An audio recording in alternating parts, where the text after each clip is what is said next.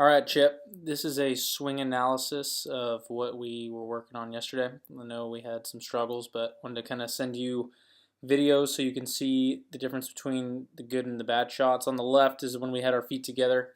We're hitting some little pitch shots so you can get your hands working in a better manner. And on the right is some of the ones that we were shanking. So let's start with the one on the left. Always start with the good. One thing that I've noticed is which we've talked about is just the space between your hands and your body, which you are pretty far away. The more that you are away from the ball, the further your hands are going to want to reach, and the more that the club is going to move in the rightward direction. If we get those hands to be a little bit more underneath of our shoulders, that is what allows the hands to move inward. The more outward and closer to the ball and outstretched you are, the more difficult time you're going to have. And that's where it's going to be leading to the club coming from behind you, aka pointed to the right, and sometimes can lead to these shanks.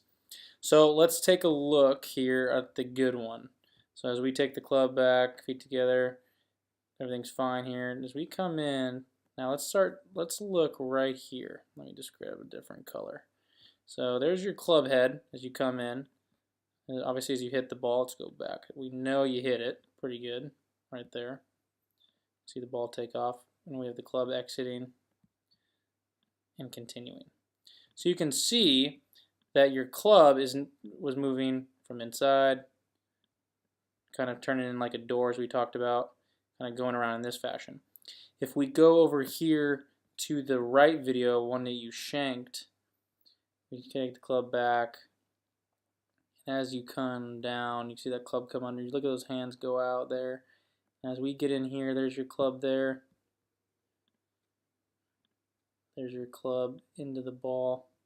So where on the left your club is working more around you, you can see instantaneously, there's your club there. You can see that thing starting to exit more and more right. So in the one on the left, where your club was working more, when it bottomed out in this direction, you can see now that when you take those in between there, you're going way more right. Way more right. And in my opinion, a lot of that's just going to be determined off of how far away you are. You can see from here, the club has to come and work towards the right, on the right-hand side. And on the left, it still does, but with your feet together, it's forcing you to use your hands. Something that I'd like to see you work on is with number one, if you can work in a mirror, get your hands right underneath your shoulder blades. Currently, you can see that they're outside. I'd like to see that, because ideally where we are going to go is if we can get to a swing, kind of resembles one of my swing models here, Aaron Baddeley, where when we can get the club up to the top, you can see how that club position here, right, it's through the right bicep there.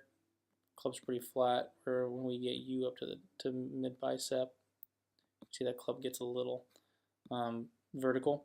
Is a little bit flatter, but you can see how close his arms are to his body here. Right, that's ideally what we're going after. When he hits a shot, let's take it over in slow-mo. Watch this. See, he's turning with his body. Let's actually start over. This might be a good point to show you where his hands are. Look at that.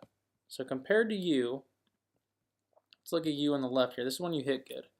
So your shoulders are way behind your hands. Your hands, man, are in front, as you can see. Now, if we go over here to Aaron Baddeley, and we look at his shoulders, they're right on top of his hands.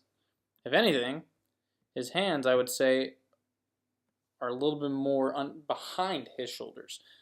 You can see the majority of his hands are actually behind if we draw those two circles.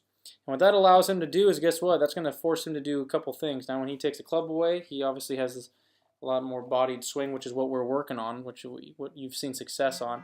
Now, when he comes in here, look at that. Now the club, look at that thing exit. You have no choice but to swing around your body and to try to trap the ball.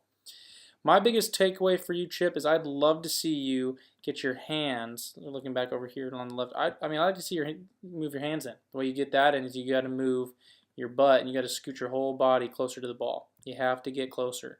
That's going to force you to get the club moving left. You don't have to do that. It should naturally happen by scooting in. Your club, as we saw, is moving around that direction. Hope that helps, buddy. If you have any questions, let me know, and look forward on the next lesson. All right.